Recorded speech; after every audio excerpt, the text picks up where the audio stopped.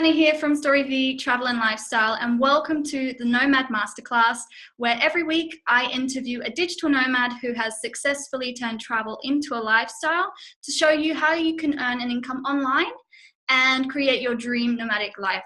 So today I am joined by Thalassa van Beek. Is that right? Thalassa van Beek. That's right. She is from the Netherlands, and she is the founder of the Travelling Freelancer magazine and TVB online services. So welcome, Thalassa. It's good to have you here, and I'm looking forward to talking to you all about this. Me too. Can you tell us a bit about yourself and what you do? Yeah, sure. I'm 27 years old at the moment. I'm turning 28 next month. I work in online marketing. I mostly do social media marketing. I've done that for other companies and for an agency, but I started freelancing almost about a year ago now. And yeah, in addition, I launched the Travelling Freelancer, the online magazine last summer. I started, and the first edition was last September. So. Cool. Okay. So how did you get started as a digital nomad? Like, what inspired you to become a digital nomad? Okay. Well, I had no idea about the term digital nomad. It started with me. So I had this job at the agency and I didn't like it at all. And I wanted to move to Spain, to Barcelona. And my family and my friends are all like, oh, but there's no work in Spain. You don't even speak Spanish. How are you going to do that? So I figured, well, if I make sure that all my work is online and I just have to bring my laptop and I can, just move my work to Spain, and then the whole job market there isn't an issue anymore. Yeah. So that's why I started freelancing and making sure that all my clients are online. And then once that started rolling, I realized, well, this way I don't even need to move to Spain. I could just go wherever I want to. It doesn't matter anymore. So yeah, that's how I started. In the beginning, I had a job at a cafe as a waitress on the side, just to get started for the first few months. And about after 6 months, 5 or 6 months, I was able to get a full-time income from it. So. Wow. So how did you start picking up new clients? How did you get your first client? My first client was via the Upwork website. Yeah. And a lot of people probably heard about it. I know there's a lot of negativity about it, but I have to say all my experiences with it have been nothing but good, actually. I still work with it sometimes. And I think a lot of people, like, when they go on Upwork, they think, oh, there's too much competition, I'm not going to get a job. So how did you kind of stand out from the freelancers without any kind of background on Upwork? I think, I put a lot of time and thoughts in my profile to start with. Yeah. And what I also heard from clients, they said that a lot of people just sent standard applications, just copy pasting and not even really reading the job description. Yeah. I never do that. I write a personal letter to every single project. Yeah.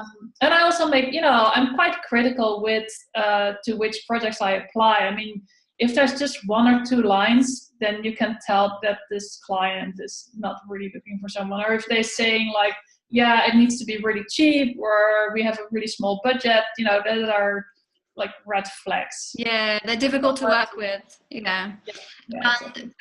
So when you were applying for your for the freelance positions on Upwork, how many applications did you send before you received a yes, we'd like to work with you?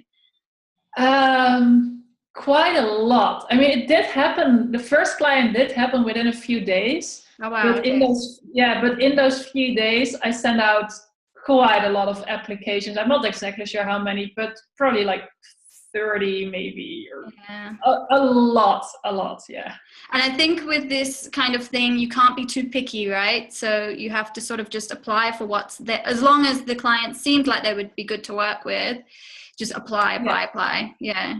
Yeah, I did do that. Like now that I have my clients, whenever a project ends, I'll still go to Upwork and see what's on there, and I'm definitely more critical now. But in the beginning, I would do anything, write blog posts and social media for companies that aren't necessarily in my branch. I did make sure though that, for example, I'm not at all into finance or investing, and there were some companies, like actually quite a few companies looking for someone talking about that, but I just know I cannot do it. Like it's not my specialty, and I don't have the knowledge. So I would make sure it's something I actually was able to do, but yeah, I was not picky. No. And when you were sending your, how do you call an application on Upwork? What is the name of it's a proposal, right? You send a proposal. Yeah, that's the word. Yeah. So when you were sending your proposals, were you looking into all areas, like you said, blog posting, social media? Were you just looking throughout Upwork and seeing like what kinds of things you could possibly do? I looked around a little bit, but I mean, there's a lot of stuff that I know I cannot do. Like I don't know, like coding and stuff for graphic design. But yeah, within the marketing and also the writing kind of jobs, I looked for everything. Yeah, also because a lot of people aren't exactly sure where to post their specific project, because there's maybe some overlapping between different categories. So it's good to look in a bit wider than you would expect, I guess. So basically your services, you offer like a virtual assistance kind of service, is that right? Or yes and no. Like I don't do I don't know, like if you would search for, like if someone is looking for someone to do research or to come up with resources, or like I don't do everything most VAs would do. I did do a bit of that in the beginning. Like I said, you're not picky. So if there's something I think I could do, then I would do it. Like someone needed a list of 100 like lifestyle bloggers in the UK or something, and I did that. Yeah. It's not something I would do now anymore. Again, you get more and more picky as you go. Yeah. So it's really, what I do is really focused on online marketing. Also, my education was in online or like in marketing. So I do have a broad background in that, in business, and I want to be able to do something with that. And typically, how long does a contract last? Do you work on an hourly basis or like contract based? Do you stay long term with clients? Yeah, for my long term clients, let me think. Yeah, for all of them, I work with monthly prices.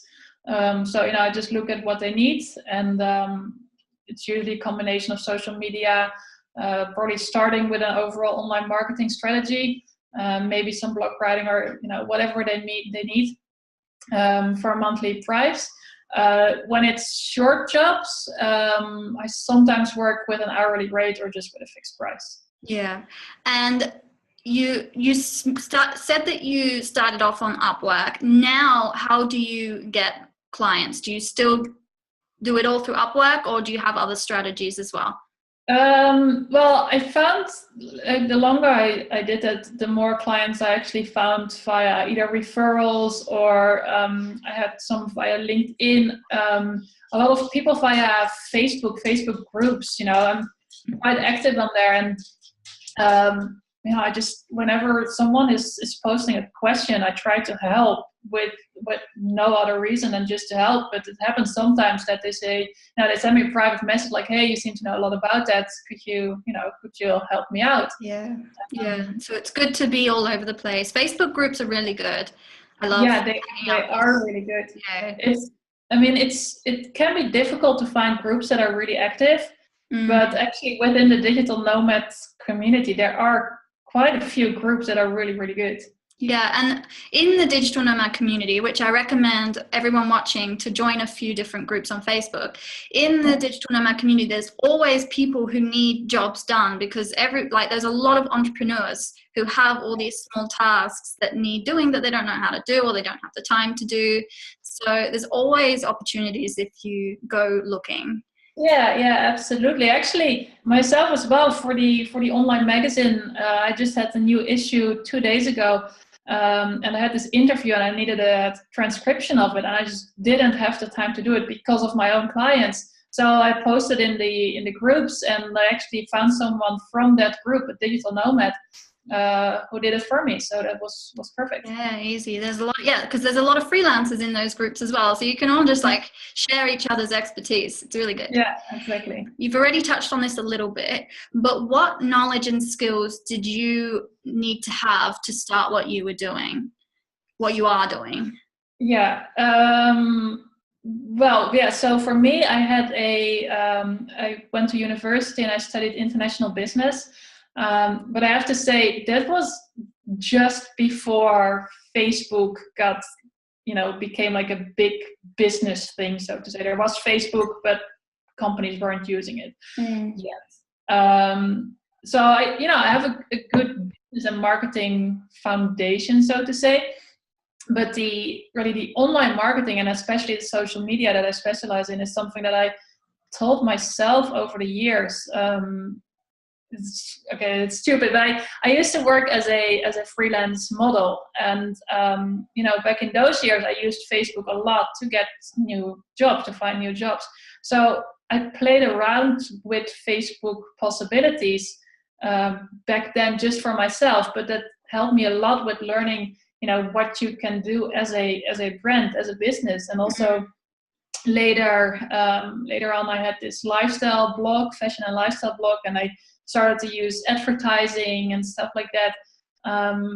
So yeah, that's something that was really, really helpful for me. So yeah, what skills? Just good communication, obviously good English. I mean, if you're gonna write for other companies, your English has to be perfect, and your grammar as well. So that's really important. And just understanding, you need to understand, social media is one thing, but it's only a small part of the bigger picture for a company. And I think that's also what I tell in my proposals, either on Upwork or somewhere else, that I understand that it's just a smaller part of the bigger picture. And if you understand that bigger picture, that helps a lot. Yeah, for sure. And as you touched on just a minute ago, it's really important, if you're wanting to build your skills, just to go out and play around with things. Like, get on the platform that you think you could use, and just to try to gain as much knowledge as you can by yourself. Someone gave me a really good tip the other day. It was a guy that I know who does the online traffic for an English course here in Brazil, and it does really, really well. And he specializes in Facebook ads. And I said to him, how did you gain all this knowledge about Facebook ads? Because he studied at university engineering. So I was like, how did you learn about Facebook ads? And he's like, I just went to the help center.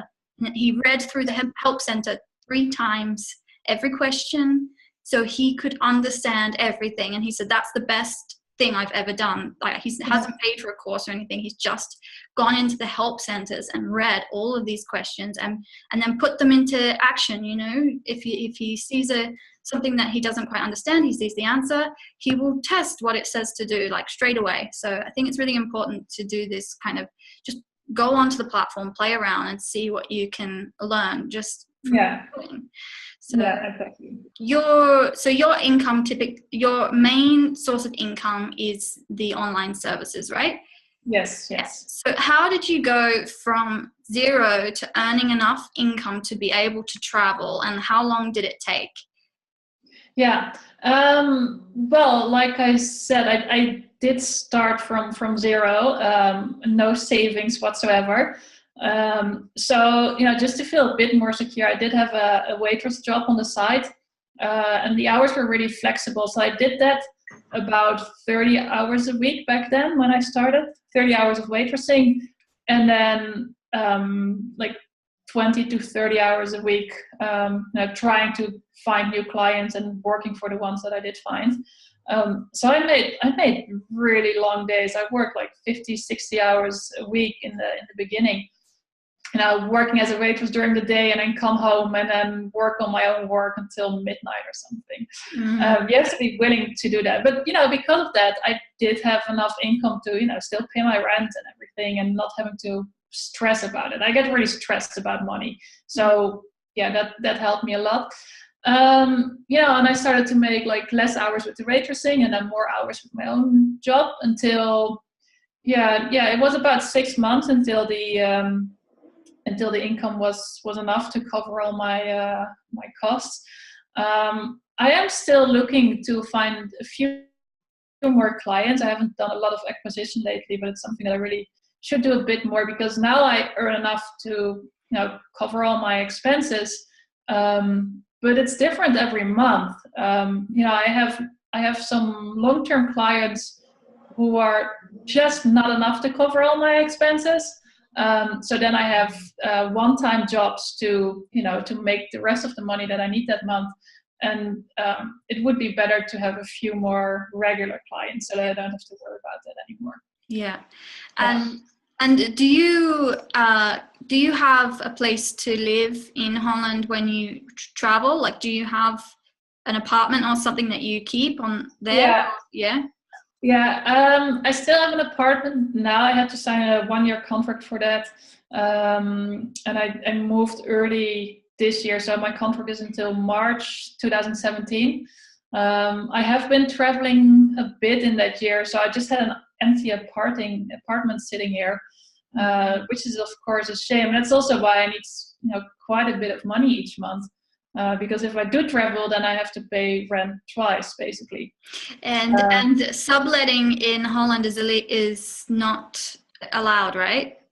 No, I know in my contract it's not allowed, and I think with a lot of people they have the same sort of contract. Yeah. What was the first place you traveled to when you became a digital nomad? You said that you wanted to move to Spain, right? So was Spain the beginning? I hate to admit it, but I haven't. I went to Barcelona for a weekend, but since I started doing this, but not anymore after that. I went to Tenerife. It's I don't know if you know, it's a Spanish island, still Spain, but not mainland Spain. And, I stayed there for about 1.5 months, a little less, something like that. Nice. It was really nice. Yeah. And where did you stay in Tenerife? In a hotel? I stayed in Puerto de la Cruz, which is in the north, and I was actually going there via World Packers. I don't know if you know it. Yes, I've heard of it. Yeah, if anyone is listening to this, it's a really good website because you get free accommodation in exchange for a few hours of work. And so I was actually going to, it's called SEO in the Sun. And it was perfect for me because I was doing their online marketing for, like a few hours per week. It wasn't a lot.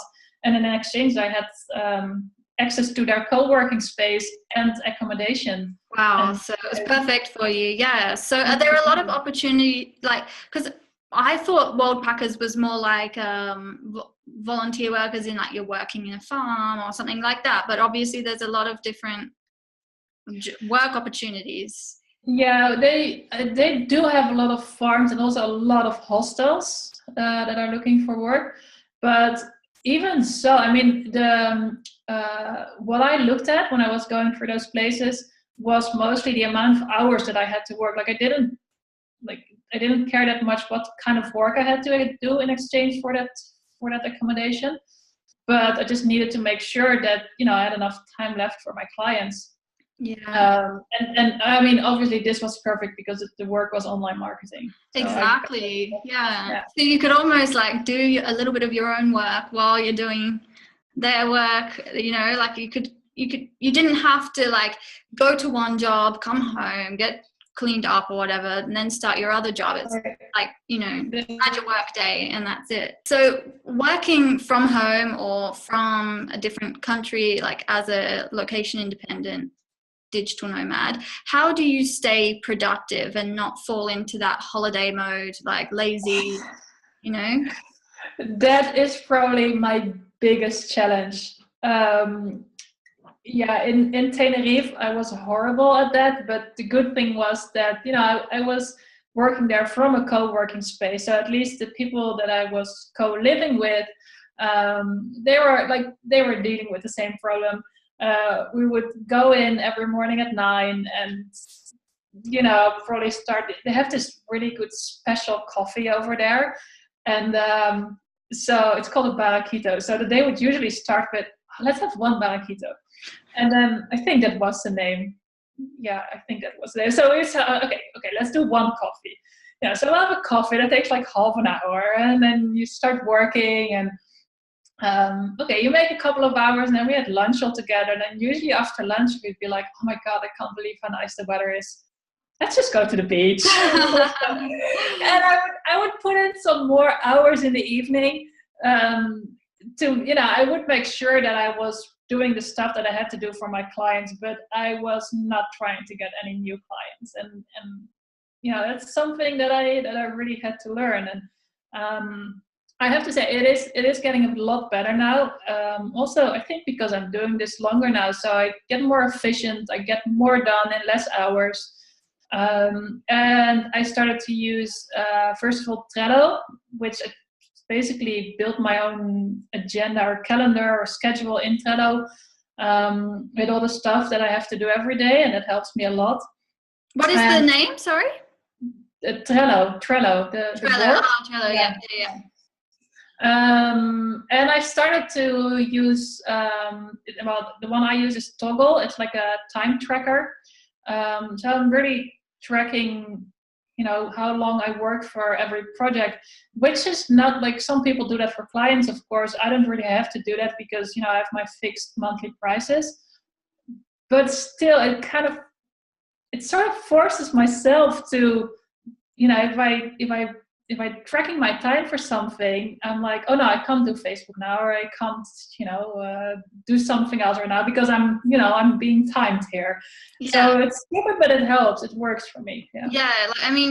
You're not necessarily doing it so that the client can see that you're working. It's for yourself to keep yourself motivated. And the good thing about being location independent and working like for yourself as a freelancer or a business owner, you can work when you want. So like you said, you were going to the beach in the afternoon, but that's okay because you were making up for the time in the evening when you have nothing else to do. So yeah, exactly. Are your clients all based in Europe? No, they're not at the moment. I've got a couple in Europe, and then I also have one in Mexico, one in the US at the moment. Yeah, and the rest is European. And none of those mind when you're working. It's kind of like if you just get the job done each month, then they're happy. Yeah, exactly. All communication goes through email. Sometimes when they like to talk, we schedule a Skype meeting, but that's very rare. That's usually at the beginning when we're just starting out, and they want to, I guess, build some trust or get some trust in me. So then we set up a Skype meeting. Yeah. But usually they only request it once or twice. And then they just leave you to it. And then I send them regular updates via email, like once a week or every 2 weeks, like, hey, this is going on, or some questions. Sometimes I don't even really have a reason to email them, but I just do anyway, just so they know that I'm still here and I'm still working for you. Yeah, exactly. Just to touch base and let them know that they can still trust that you're getting the job done. Yeah, exactly. Let's talk a little bit about your magazine first, your Travelling Freelancer magazine. So why did you start this magazine? Like, what inspired you to do it, and how's it going so far?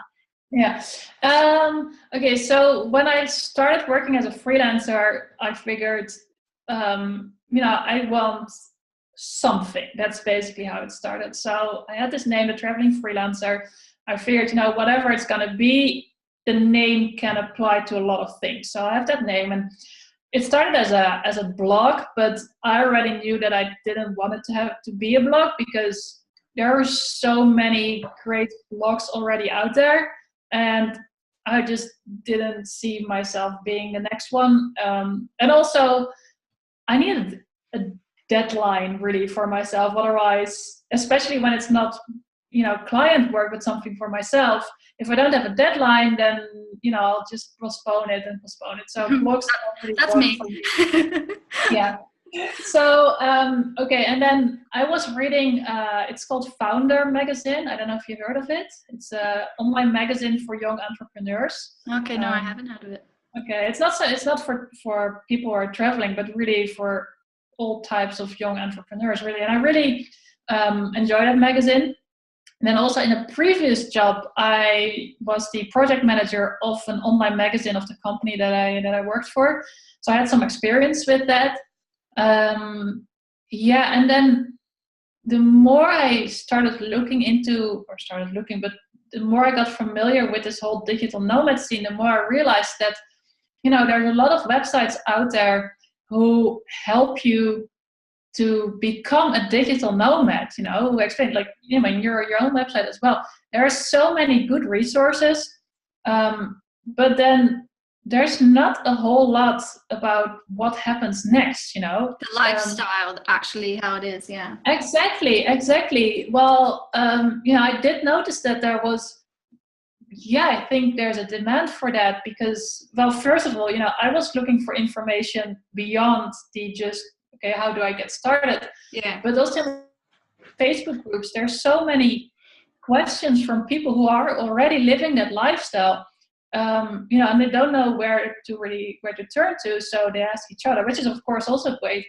But so that combined, the idea of an online magazine, which is of course perfect, it being online, that with the lack of more information beyond how do I get started, that sort of, I don't know, it just clicked in my head at some point, and I figured, this is what I'm gonna do.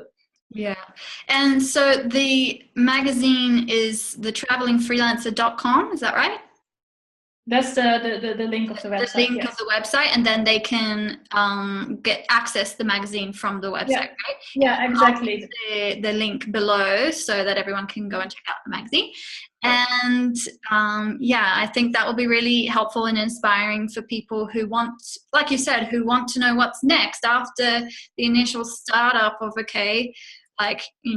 working on, like, getting an online job or starting an online business and getting started. They need to know how to travel. And exactly. That's the thing. Like, I'm making it for people who are already doing it, but that doesn't mean it's not interesting for people who are wanting to do it, because it also discusses the difficulties of it, the less fun parts, and I think what's also very cool to see is that it's not just the hip 20 years old, it's everyone. Like, I have this one section, it's called Faces of Nomads, which is like really short interviews.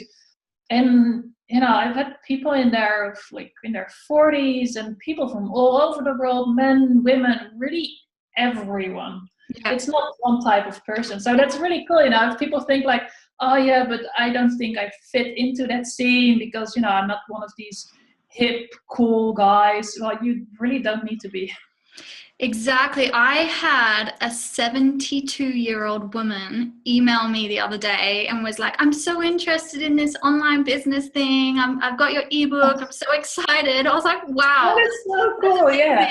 Like, I was so happy. I emailed her. I was like, that's, because you don't hear too often from people, most people who are like, oh, I'm a digital nomad, or a lot of people are in their 20s, 30s, but it's so cool when you do meet the people who are, going against the grain and doing their own thing. I really like it. So I was excited. Okay, if she does pull it off, then give me her contact, because then I want to write about her. Yeah. What does an average month look like for you income-wise? Yeah.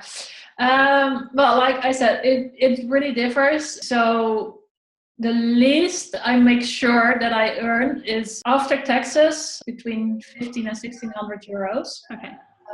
Which I think is probably more than most digital nomads need, but it's just because of, this apartment that I still have here. In good months, I make like 25 to 3,000. That's good. Yeah, that's a good month. And like I said before, I want some more like long-term clients so that those months happen a bit more often, because I would like to save a bit of money, and at the moment that's not really possible. And I think like as well, with your average income, you could pretty much travel to anywhere and still be able to live, because I think if you didn't have your apartment or like things at home, traveling can actually be quite inexpensive if you do things like as well, like the what is it, the workaway? Did you know?